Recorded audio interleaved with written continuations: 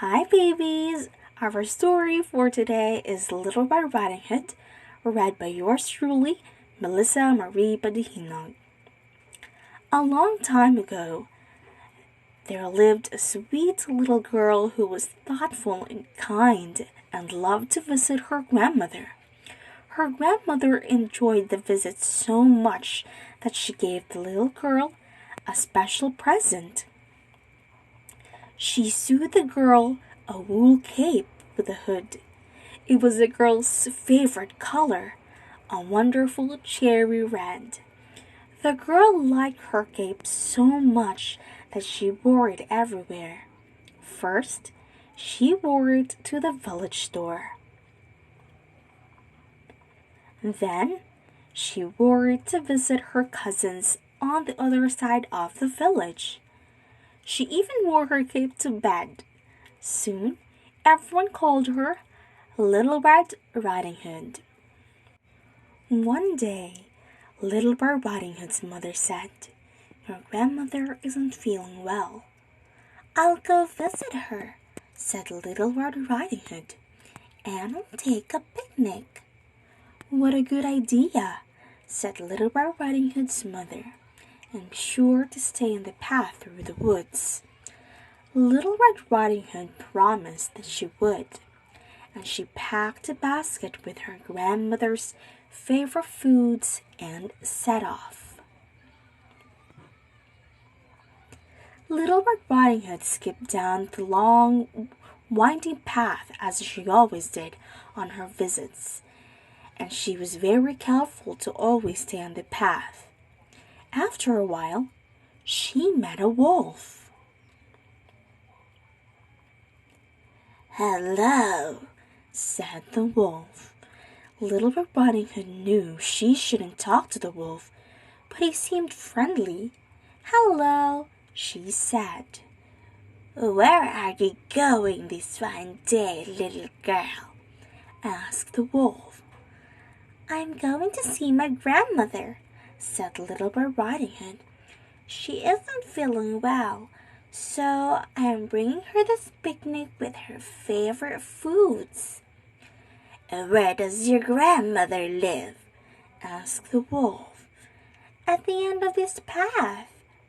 A sly grin came over the wolf's face. He knew that if he ran up the hill, he'd get to the grandmother's house before Little Red Riding Hood. "I'll gobble up the old lady and the little girl," he thought, smacking his lips.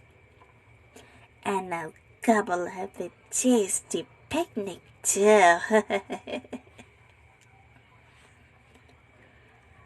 "Look at all the flowers growing in the woods," said the crafty wolf.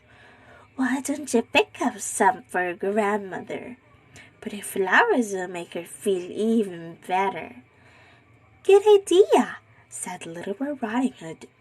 The prettiest flowers were far from the path, but Little Red Riding Hood thought that it would be all right to leave the path just this once.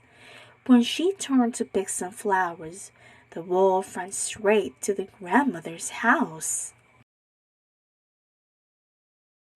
The door was unlocked, so the wolf opened it quietly and crept inside. He tiptoed into the grandmother's bedroom and found her asleep in bed. Suddenly, she woke up. When she saw the wolf, she screamed. "Help! Help!" cried Little Red Riding Hood's grandmother. The wolf grabbed her, pushed her into the closet, and locked the door.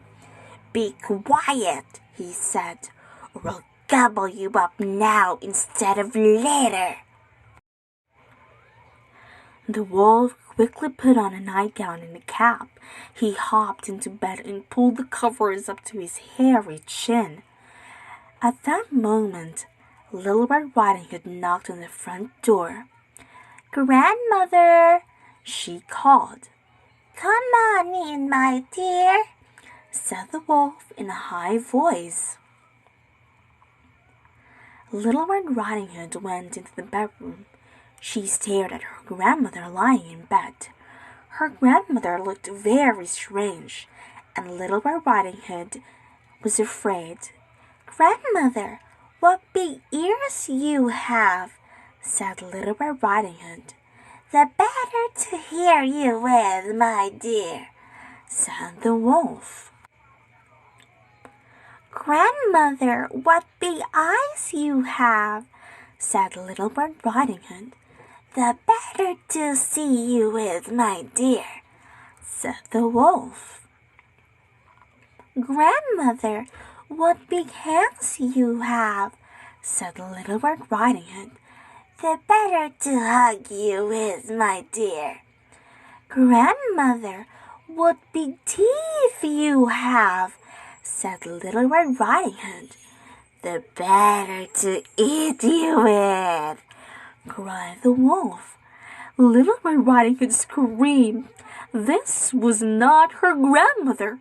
It was the wolf. Suddenly, the wolf sprang out of bed. He tried to grab Little Red Riding Hood, but she leaped away, light as a leaf in her cherry red cape. The wolf grabbed the air instead. With a yelp, the wolf tumbled out the window and rolled head over heels down the hill. He was never seen again. Little Red Riding Hood's grandmother pounded on the closet door. Little Red Riding Hood let her out, and they hugged as tightly as they could. "Thank goodness that's over with," said her grandmother. "What happened?" "Mother said you were sick," said Little Red Riding Hood.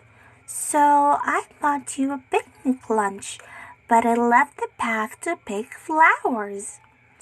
"Well, I think you've learned your lesson," said her grandmother. "I'm just glad we're both safe." Then Little Red Riding Hood and her grandmother sat down and enjoyed their visit together. It was the best one they had ever had. The end.